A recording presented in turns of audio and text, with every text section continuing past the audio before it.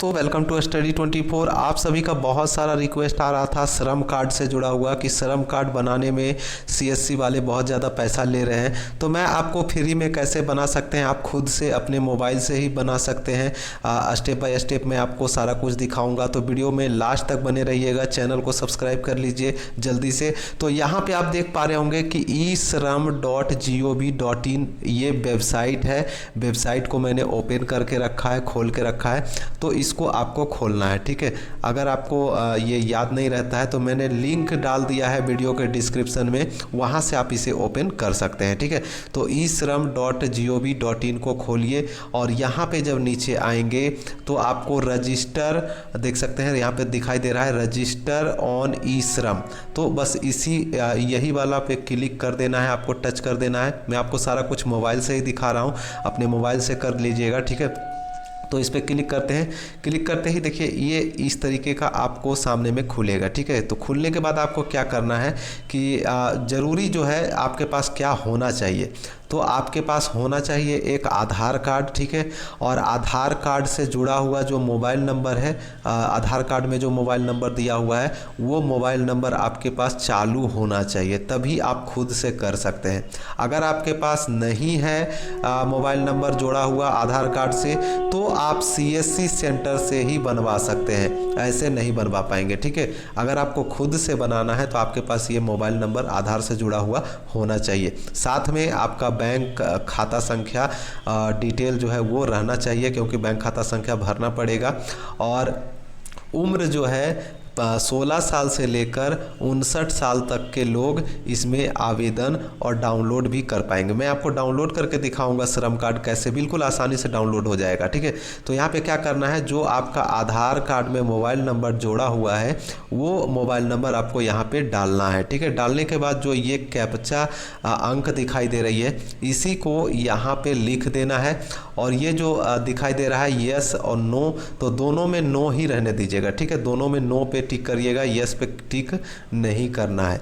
अगर यस पे करेंगे तो आपका नहीं बनेगा, ठीक है। देखिए यस पे करेंगे तो ये आपका जो है ख़त्म हो जाता है, ये नहीं बन पाएगा।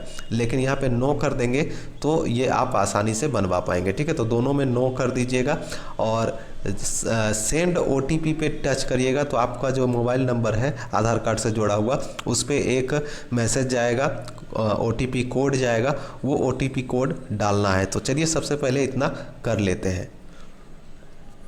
तो ये देख सकते हैं मैंने यहाँ पे मोबाइल नंबर जो आधार कार्ड से जोड़ा हुआ है वो डाल दिया है एक भाई साहब का, और ये आपका ये कैप्चा यहाँ पे हूबहू यहाँ पे लिख दिए हैं। और यहाँ पे सेंड ओटीपी पे क्लिक करते ही एक मैसेज चला जाएगा, वो मैसेज आपको यहाँ पे लिखना होता है। देख सकते हैं ये जो आपको दिखाई दे रही है ओटीपी, इसी में आपको डालना है। तो चलिए डालते हैं। ओटीपी तुरंत चला जाता है। बस अब ये ओटीपी डालने के बाद आपको क्या करना है, सबमिट बटन पे क्लिक कर देना है। तो चलिए यहाँ पे सबमिट करते हैं। अब आपको क्या कहा जाएगा, अब आपको कहा जाएगा कि आपका जो आधार नंबर है वो यहाँ पे डालना है। तो चलिए यहाँ पे जो आधार नंबर है वो डाल लेते हैं। आधार नंबर इस तरीके से डालने के बाद जो ये आपको टिक करने का ऑप्शन है, यहाँ पे पोर्टल का सहमति मांगा जाता है, तो यहाँ पे टिक कर लेंगे, ठीक है। टिक करने के बाद जो ये है सबमिट बटन पे क्लिक कर लेंगे। तो यहाँ पे क्लिक करते हैं, तो क्लिक करते ही जो है आपका पूरा डिटेल आधार कार्ड का जो है वो आपके सामने आ जाता है। अब आपको एक और ओटीपी जो आपके मोबाइल नंबर आधार से जो मोबाइल नंबर जोड़ा हुआ है उस पर एक ओटीपी जाएगी, वो ओटीपी यहाँ पे डालना है। डालने के बाद वैलिडेट पे क्लिक कर लेना है, तब आपका जो है आधार वेरीफाई हो जाता है और आपका डिटेल जो है आ जाता है। तो जैसे ही आपका आधार वैलिडेट हो जाता है तो आपका जो आधार कार्ड में डिटेल है वो आपको दिखा देगा, ठीक है। डिटेल देख लीजिएगा, सब कुछ ठीक है तो ठीक है। और यहाँ पे नीचे देख सकते हैं सारा कुछ डिटेल आपका आ जाता है, ठीक है।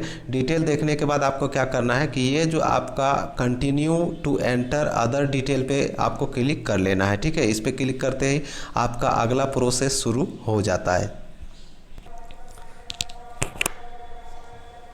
दोस्तों देख सकते हैं यहाँ पे आपका जो कैटेगरी सेलेक्ट करने के बाद, जो भी आपका कैटेगरी सेलेक्ट करने के बाद आपसे ब्लड ग्रुप पूछा जाता है। तो जो भी आपका ब्लड ग्रुप है, ए बी जो भी है वो उसे सेलेक्ट कर ले। और यहाँ पे आपसे पूछा जाता है क्या आप दिव्यांग हैं, तो हाँ या ना पे टिक कर लेंगे। तो मैं यहाँ पे नो पे टिक कर लेता हूँ, ठीक है, नो। और यहाँ पे नॉमिनी में किसका नाम देना चाहते हैं, पत्नी का, भाई का, बहन का, माता का, जिसका भी देना चाहे आप किसी का भी नाम यहाँ पे दे सकते हैं। तो यहाँ पे नाम लिखने के बाद उनका जन्म तिथि लिख देना है नॉमिनी का, और महिला है या पुरुष है वो सेलेक्ट कर लीजिएगा। उसके बाद रिश्ता क्या है आपसे वो लिखिएगा, ठीक है। तो लिखने के बाद उसके बाद यहाँ पे सबमिट बटन जो है सेव एंड कंटिन्यू, उस पर क्लिक कर लेना है। अब तीसरा स्टेप जो है दोस्तों, आपसे पूछा जाता है कि आप किस राज्य में रहते हैं, ठीक है। आपका होम स्टेट क्या है वो आपको सेलेक्ट कर लेना है। तो मैं यहाँ पे बिहार कर देता हूँ। और उसके बाद हाउस नंबर आपसे पूछा जाता है, घर का नंबर। अगर घर का नंबर नहीं पता है, हाउस नंबर, तो आप सिंपली 001 डाल देंगे, ठीक है। 001 डालने के बाद यहाँ पे लोकेलिटी में, उसके बाद दोस्तों यहाँ पे 0001 हाउस नंबर डाल दीजिए, कोई दिक्कत नहीं है। डालने के बाद लोकेलिटी में आप अपना गांव का नाम डाल दीजिए, पोस्ट का नाम लिख दीजिए, थाने का नाम लिख दीजिए। लिखने के बाद यहाँ पे अपना स्टेट सेलेक्ट कर लीजिए, ठीक है। सेलेक्ट कर लेते हैं। यहाँ पे देखिए बिहार में कर देता हूँ। उसके बाद यहाँ पे ज़िला, आपका अपना जो ज़िला है उसे सेलेक्ट कर लीजिए। ज़िला आ जाएगा। ज़िला आने के बाद यहाँ पे सेलेक्ट कर लीजिएगा जो भी आपका ज़िला है। देखिए ज़िला आ चुका है। तो यहाँ पे सेलेक्ट करने के बाद यहाँ पे तहसील आपसे पूछी जाएगी, तहसील आपका जो भी है उसे सेलेक्ट कर लें, ठीक है। देखिए ये आने में थोड़ी सी टाइम लेती है। तो ये आ चुका है, देख सकते हैं। अब यहाँ पे सेलेक्ट करने के बाद जो पिन कोड है वो आपका आधार कार्ड से ऑटोमेटिक अपने आप ले लेता है। उसके बाद यहाँ पे आएंगे तो करंट लोकेशन पे कितने वर्षों से रह रहे हैं वो आपको सेलेक्ट कर लेना है। तो मैं यहाँ पे 10 वर्ष कर देता हूँ। और यहाँ पे आपसे पूछा जाता है क्या आप प्रवासी मजदूर हैं, यानी दूसरे प्रदेश में जाकर काम वगैरह करते हैं।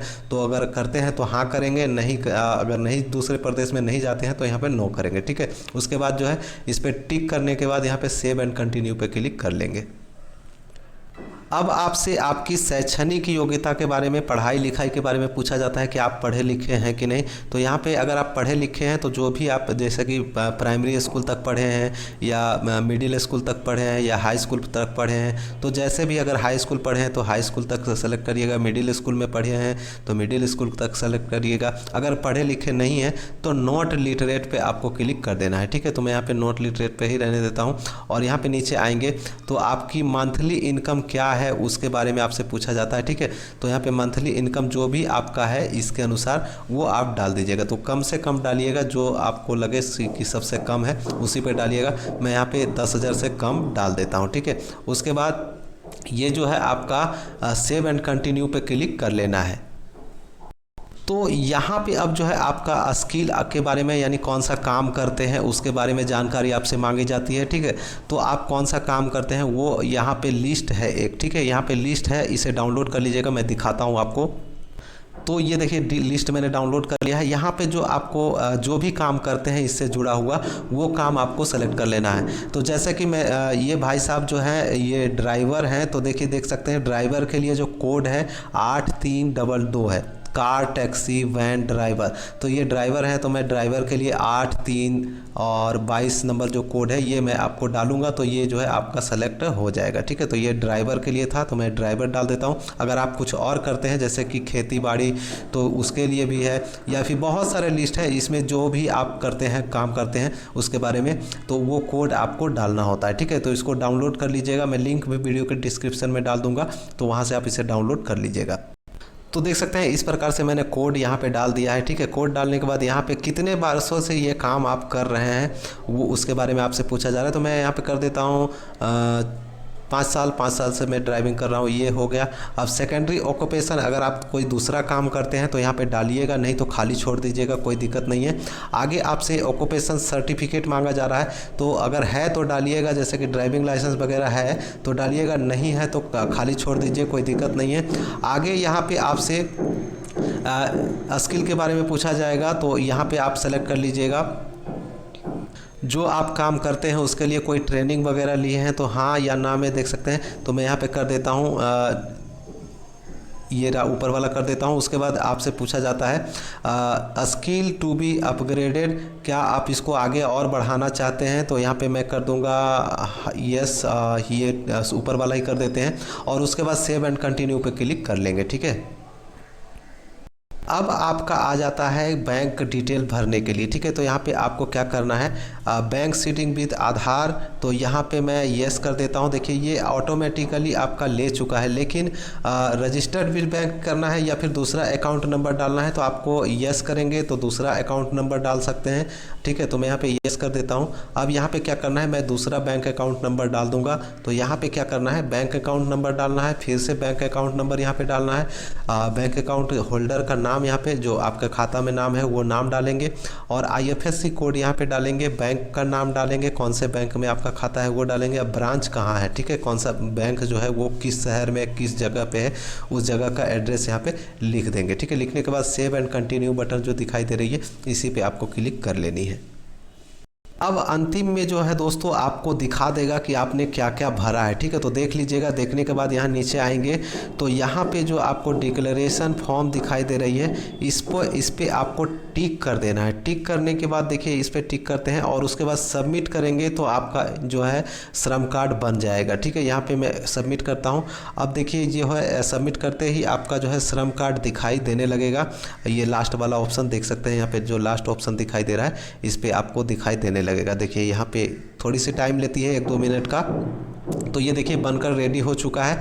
अब यहाँ पे क्या करना है, आपको इसको जो आपको दिखाई दे रहा है, देखिए ये थोड़ा सा ओपन होने में टाइम ले रहा है, तो यहाँ पे आपका श्रम कार्ड आपको दिखाई देने लगेगा। देखिएगा 1-2 मिनट में ये दिखाई देने लगेगा, या फिर यहाँ से आप डायरेक्टली डाउनलोड भी कर सकते हैं, ठीक है। तो इसी प्रकार से आपका जो है श्रम कार्ड बनता है। देखिए ये आपका खुल गया, देखिए ये आ चुका है। तो आपका पूरा डिटेल के साथ यहाँ पे आपका श्रम कार्ड बनकर तैयार हो चुका है। बस इसे डाउनलोड करने की दिक्कत है, यहाँ पर बोल रहा हूँ कि इसे डाउनलोड कर लेना है। बस डाउनलोड करके प्रिंट करना है और प्रिंट करके आपको रखना है अपने पास में, ठीक है। तो इसे डायरेक्टली मैं इसे डाउनलोड कर लेता हूँ। तो दोस्तों इनका बन चुका है ये। अब देखिए फिर से शुरू हो चुका है। तो इनका जो है डाउनलोड हो गया है। और डाउनलोड होने के बाद इसको क्या करना है, आपको प्रिंट कर लेना है अपना UN कार्ड, जो श्रम कार्ड। ये देखिए डाउनलोड हो चुका है। तो बस इसी तरह से आपको भी बना लेना है और इसको क्या करना है, किसी भी कंप्यूटर वाले दुकान पे जाकर इसको प्रिंट आउट निकलवा कर इसको अच्छे से लेमिनेशन वगैरह जो है प्लास्टिक कवर में पैक करवा के इसको रखना है हमेशा के लिए। ये हमेशा के लिए जीवन भर आपको काम देने वाला है। और आगे सरकार जो भी सरकारी योजनाएं आएंगी मजदूर के लिए, गरीब लोगों के लिए, वो आपको भी इसका लाभ मिलेगा। सबसे पहले तो ये 2.5 लाख का आपको अभी ही आपका बीमा हो चुका है, ठीक है। जैसे ही आपका ये कार्ड बनेगा ये आपको 2.5 लाख का कम से कम बीमा पॉलिसी आपका हो चुका है। तो अगर आपको कोई दुर्घटना वगैरह होती है तो आपको आपके फैमिली को नॉमिनी जिनका नाम है, जिनका नॉमिनी में नाम दिया है, उनको 2.5 लाख रुपए मिलेंगे। आगे जो भी सरकारी योजनाएं आएंगी उसका भी लाभ आपको मिलता रहेगा। तो इस प्रकार से आपको बनाना है। जानकारी अच्छी लगी हो तो लाइक करिएगा, चैनल को सब्सक्राइब कर लीजिए पल पल की अपडेट के लिए। मैं मिलूंगा नेक्स्ट वीडियो में नेक्स्ट अपडेट के साथ। तब तक के लिए बाय, जय हिंद।